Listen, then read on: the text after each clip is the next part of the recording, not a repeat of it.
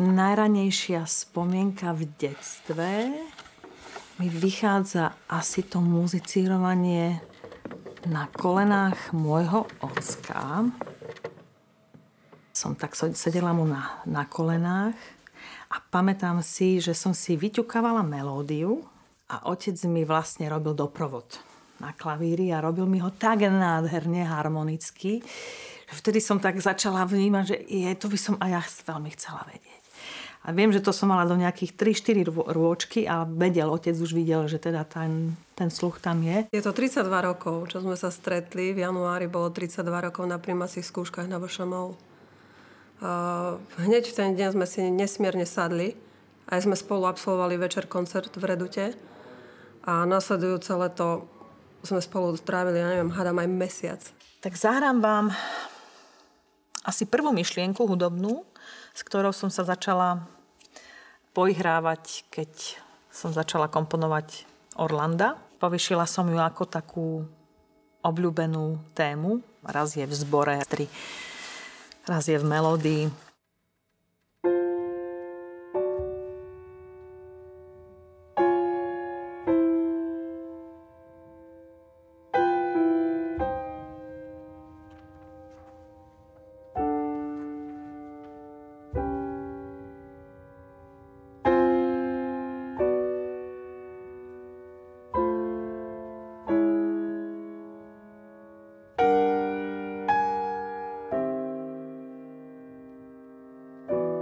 S námětem zpracovat Orlanda do operní podoby jsem přišla já, ale ta nabídka vůbec vytvořit operu přišla od Jiřího Heřmana.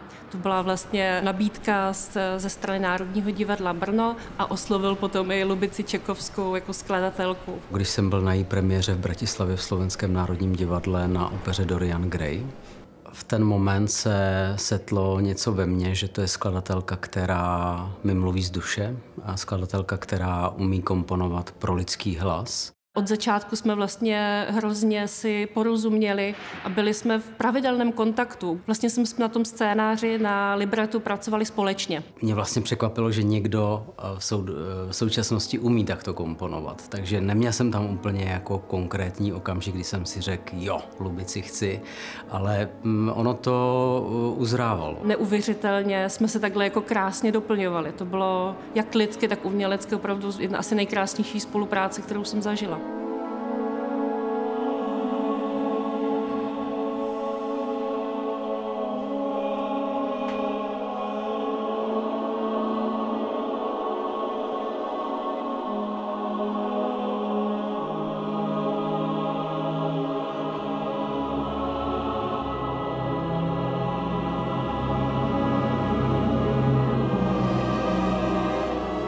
Lubica Čekovská začala pomerne skoro a začala v rôznych žánroch hudby sa pohybovala. Tým, že spolupracovala napríklad s Radošincami. Vnímala som ju ako klaviristku v Hot Serenaders. Mňa upútalo to leto u nich, lebo ja som prvýkrát zažila niečo, čo som predtým nepoznala. Tam od mamy, ktorá spievala pri tom klavíri, teta Eva Mocáková, až cez Lubicu, Mariana a ďalších súrodencov, všetci sedeli pri tom klavíri a hrali. Ja osobne teda ju vnímam najmä prostredníctvom jej operných diel. Tak intenzívne som ju začala vnímať po premiére Doriana Graya v Slovenskom národnom divadle.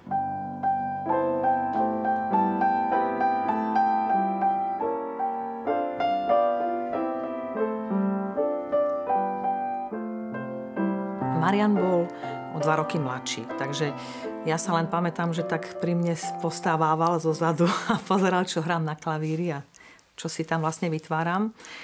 A v čase, keď asi, myslím, že on mal nejakých 6, 7, 8, tak začal si on už svoje tvoriť. My sme súrodenci, ale v podstate ako keby sme sa ako keby rozišli, ale sme samozrejme spolu, ale úplne v inom prostredí.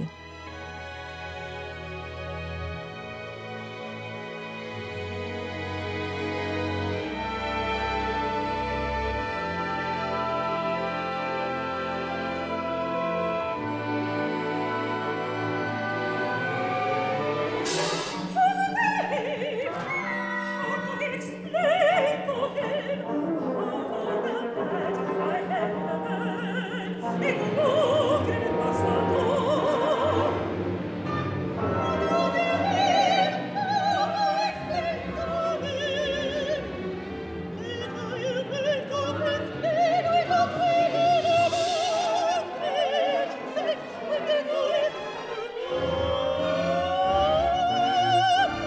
téma samotná je veľmi zaujímavá, lebo tam ide o postavu, teda jednu osobu, ktorá prechádza 2 identitami, má veľmi dlhý život a vlastne aj celý ten dej sa odohráva v súdnej sieni, kde sa rieši, či Orlando alebo Orlanda, či je to muž alebo žena. Ta hudba je opravdu velice barevná. Tím, že ten příběh vlastně prochází 3 staletími, každá ta doba, kde Orlando žil, tak je obalená vlastne koloritem, estetikou tej danej doby. Rozprávali sme sa o príbehu, ktorý je bohate štrukturovaný, veľmi komplikovaný, dá sa povedať. Také lietanie v čase. Po 50% zkoušek jsme vždycky zůstali spolu a procházeli jsme partituru. Některé věci jsme měnili, některé věci se škrtali, některé se připisovali. Živý proces. A ona do toho vždycky vnesla strašně jakoby přesné, právě takové jako emoční pointy. A ja sa to písalo veľmi dobre.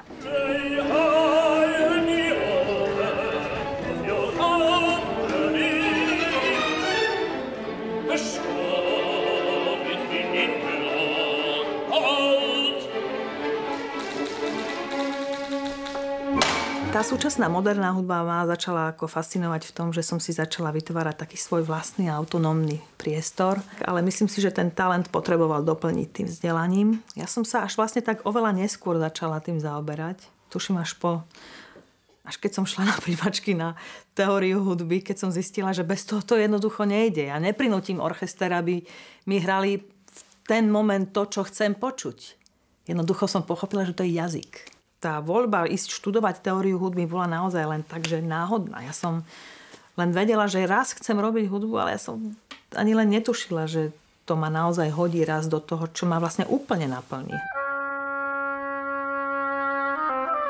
V čase, keď som študovala teóriu hudby, začala som študovať kompozíciu, tak mi môj profesor teórie hudby Juraj Beneš povedal, že na kurzy kompozičné, tam som vlastne stretla svojho budúceho profesora skladby. Bolo tam úžasné zastúpenie, bol tam pán Penderecký, Iglesias Rossi, boli tam Jack Buddy, bol tam tento Paul Patterson. A páčili sa mu moje kusy, ktoré som tam doniesla.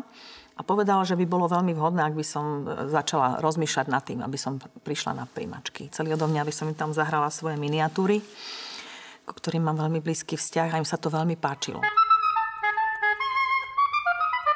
A tak o mesiac prišla úžasná správa, že ma prijali a dávajú mi aj plné štipendium. Ten pobyt v tom Londýne bol pre mňa niečím absolútne mimoriadnym, naplňujúcim a s profesorom Paulom Pattersonom udržiavam kontakt až dodnes. Tá trieda kompozičná si vybrala mňa ako z tých 8 mojich spolužiakov, aby som napísala skladbu pre Veľký symfonický orchester. To bola moja prvá orchestrálka. Nazvala som ju tak mierumilovne Turbulencia. Bola moja prvá orchestrálna skladba, to sa pamätám, že som mal taký strach, toľko liniek a čo tam napísať a teda, že jak to vlastne urobiť.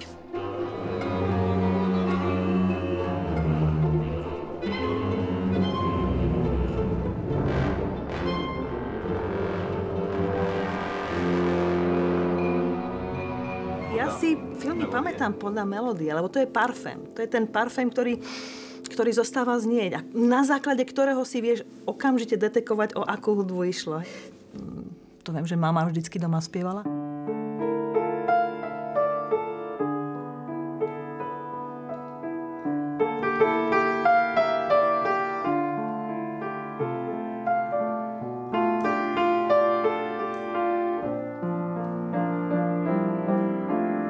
Každý sa rád vracia domov a mi sa chcelo vrátiť domov a uvedomovala som si, koľko mi tá škola skutočne dala.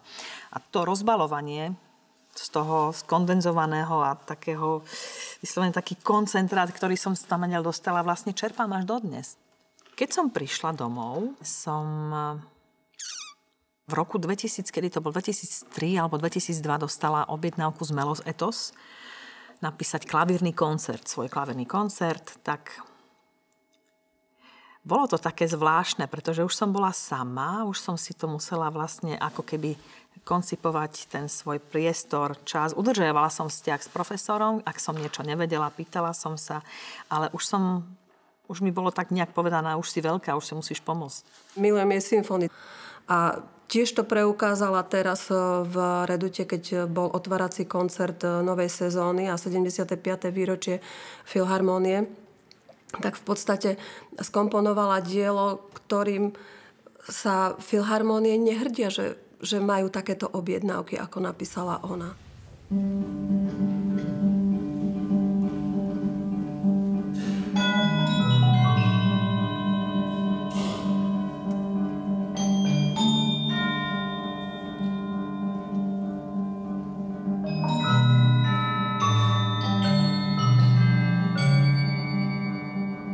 To je obrovské 35-minútové dielo, kde v podstate v 7 častiach 7x5, ešte aj tu minútaž tak dala, že je 35 minút, takže 5. výročie Reduty zohľadnila v tom diele.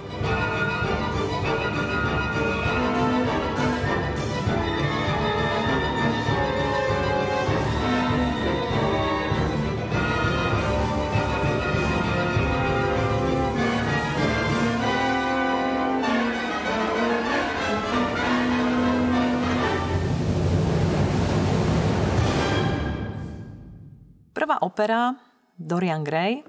Ja som k opere vôbec neinklinovala, skorej keď prišla tá ponuka, tak som to považovala za veľkú výzvu, lebo ja som sa začala už ešte predtým tak trošku zaoberať tým ľudským hlasom a tou línkou. Ten hlas ľudský je nádherný hudobný nástroj. Ten operný prejav je niečím špecifický a krásny. Tým, že som mala profesora aj teórie hudby Juraja Beneša, ten mal svoje opery a tam mi raz povedal, že počkaj, aby si ty raz ešte nenapísal nejakú operu. Bola to veľmi vysoko profesionálna práca naozaj zo strany Slovenského národného divadla, že nám poskytli priestor, urobili nám v podstate to, aby sme si mohli pripraviť tak, ako sa má materiál. Malo to veľmi úspešnú premiéru, hrala sa 2 roky.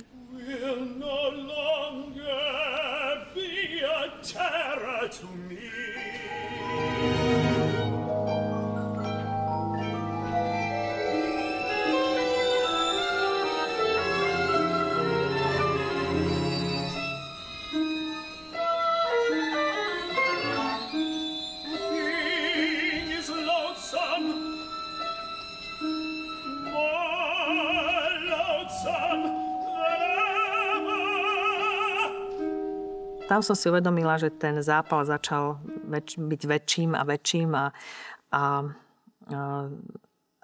vtedy som sa tak asi aj zaľúbila do tej opery. Ja som si tak povedala, že toto by chcelo ďalšie pokračovanie. Opera je najťažší hudobúch na komponovanie, pretože v sebe spája všetky druhy umenia. Ak to má byť dobre, má to byť Gesamtkunstwerk nielen na javisku, ale už v tej partitúre. Dorian Gray bol úplne skvelý kompozičný debut, ale možno bol ešte taký zviazaný takým trošku pocitom zodpovednosti, takou prílišnou snahou o perfektnosť, o opernosť. Prišla vlastne druhá ponuka a tá prišla z Bregenz festivalu, prestížneho operného festivalu rakúskeho.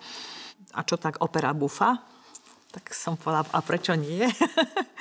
Opera buffa, no a to je niečo, čo mne celkom vonia, ten humor je blízky a hudobný humor to už je zase iná kapitola, tiež to by sa dalo o tom veľa rozprávať.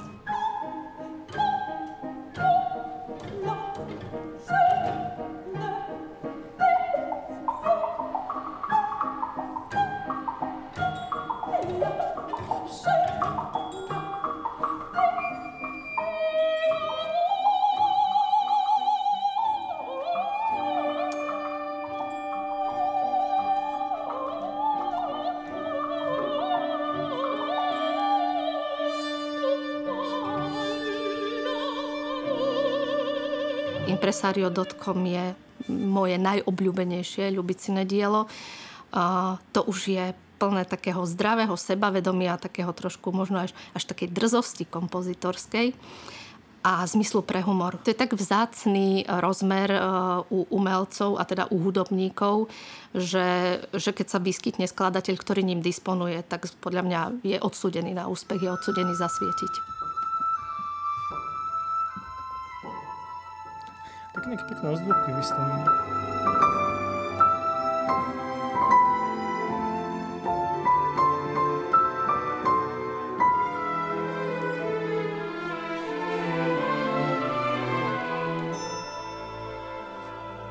možné, aby ma ľúbilo dievča ako ty. Ilia Zelienka komponoval filmovú hudbu. Stračina komponoval filmovú hudbu. Máme dnes skladateľku, ktorá v akomkoľvek žánri dokáže byť vynikajúca, tak prečo by to nerobila? Ja to beriem ako také hudobné dobrodružstvo. Rada ochutnávam nové veci. Viem, že ich dokážem. Nie som tam režisérom, musím slúžiť. Čiže tá hudba nie je autonómna. Ona je tak trošku účelová. Musí doplňať to, čo ten režisér po mne chce.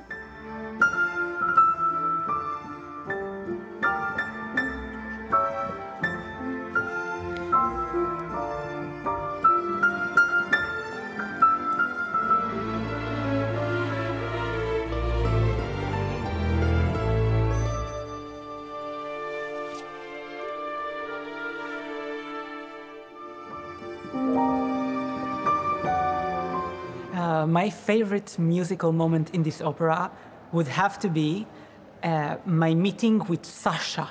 She is my beloved who broke my heart, and I have this beautiful line singing along, Sasha. And then I also remember our sexual moments, and I talk about a melon, a pineapple, an olive tree, and a fox in the snow. The composition at that moment is incredible. Thank you, Lubitsa Tchaikovská, for this incredible moment.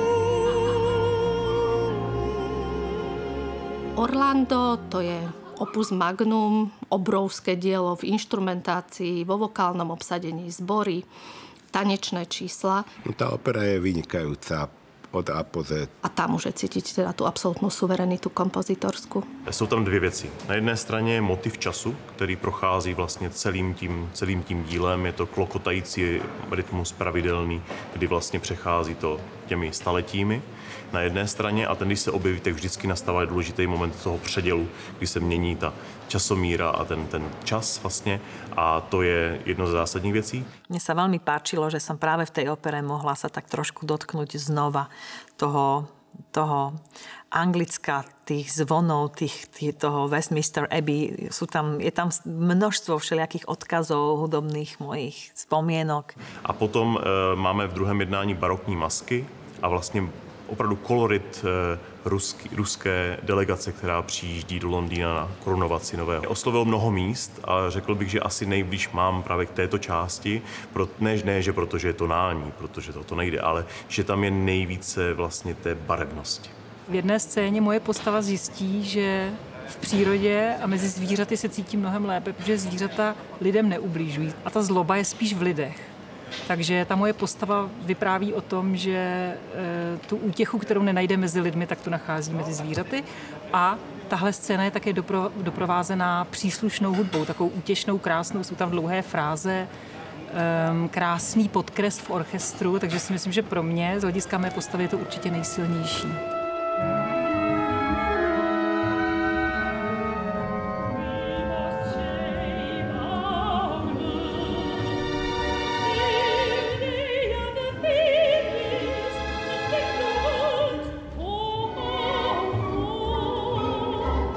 Tie akordy a tá melodická linka alebo tá harmonia nie je nejak rodovo podmienená, takže to je, si myslím, že úplne jedno, či to píše muž alebo žena. Talent nemá pohlaví, takže když máte nadanou komponistku a nadaného komponistu, tak to nepoznáte. Myslím si, a trochu aj viem, že hlavne v začiatkoch to nemala ľahké, aj skrz to, že bola žena v tom čase takmer čisto mužskom povolaní. A to sa netýka len skladateľiek, týka sa to aj dirigent, hráčok v orchestri, napríklad viedenskí filharmonici mali prvú ženu v orchestri až po 150 rokoch existencie. V tejto fáze tohto kultúrneho vývoja sa veľmi prihováram za to, aby nebola pozitívna diskriminácia, pretože potom to škodí práve takým majstrom, ako je Ľubica Čekovská, ktorá nepotrebuje byť pozitívne diskriminovaná na to, aby zarezonovala aj medzi svojimi mužskými kolegami.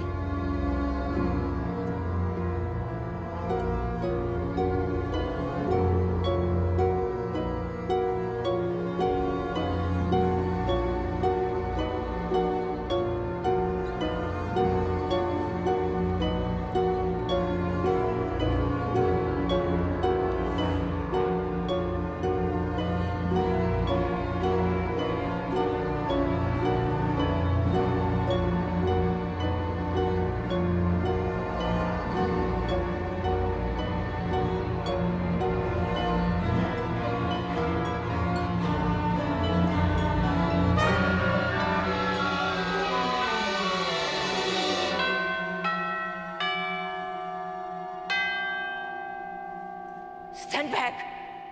Be quiet! Pred pár rokmi mi povedala naša rodinná priateľka Ľubica Čekovská, mi povedala, že píše operu a že tam má úlohu pre mňa. Ja som, samozrejme, však ja 33 rokov, 34 už teraz nehrám. Pamatuju si taky na moment, kdy jsem od Lubici říkal od začátku: Lubice, mým takým velkým přáním je, aby jsme měli na jevišti hodně kontrabasu. Protože jsem to měl spojené se scénou Alžběty I. a ona to úplně do detailu provedla. Has the finger of death to be laid on the tumor of life from time to time, lest it rend us asunder? Are we so made that we have to take death in the small doses daily? Or we couldn't go on with the business of living. Já jsem úplně nadšená z toho, jak právě ta hudba je rafinovaná a zároveň jakoby přímo emoční. Já jsem na premiéře, kdy bylo opravdu všechno, jakoby všechno jelo naplno, byla hrozně dojatá sama. Po februári mi zavolali, že mám prísť na skúšku kostýmu a ja som nevedela kam, čo, o čo, kde. Takže nemohla som Ľubici povedať, že to nebudem robiť, ale bolo to veľmi ťažké. Vtedy, keď vyšla Magda Vášariová a mala tú melodramatickú pozíciu tam v Orlandovi, tak mi tiekli slzy. To nie je jednoduché vrátiť sa na dosky a ešte k tomu so starým anglickým, veľmi komplikovaným textom. A je to síce 5-6 minút, ale vyžaduje si to veľké nasadenie. The art of life means to synchronize those different times which beat at once in every human system. If I call Orlando awake, if there are time and different times all ticking in the mind at once, how many different people are not all having lodgment in the human spirit.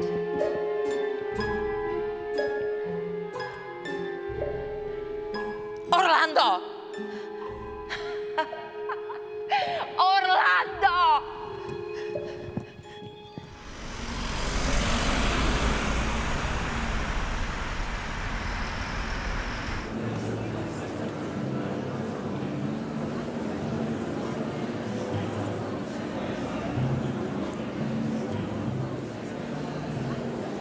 To ocenenie je v podstate rovné ocenenie filmového Oscara. Čiže tam aj keď nezískala to ocenenie, tak tá nominácia je ako niečo, čo keby ste nejakého kvalitného režiséra alebo film nominovali na Oscara. V tejto societe umelcov sa ona pohybuje.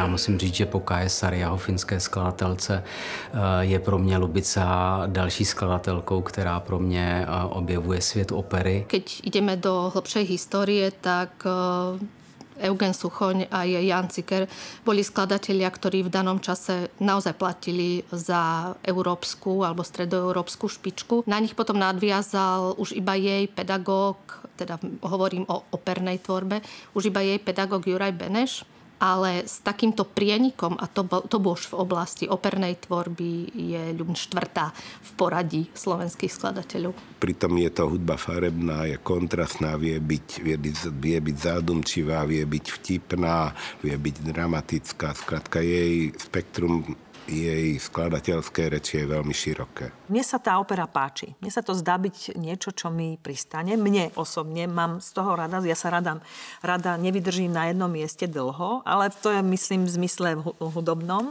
Kto Orlanda videl, tak už nemôže pochybovať o tom, že od nej v podstate lepší autor tu u nás nie je. Je to neskutečný talent, který si přeju, aby pro nás vytvořil další věci, protože něco se začalo a zvykli jsme si na sebe a myslím si, že teď už můžeme jít zase dál. Je to niečo, do čoho som sa naozaj zalúbila po čase a kde som začala si uvedomovať, že to je niečo, čo chcem asi robiť.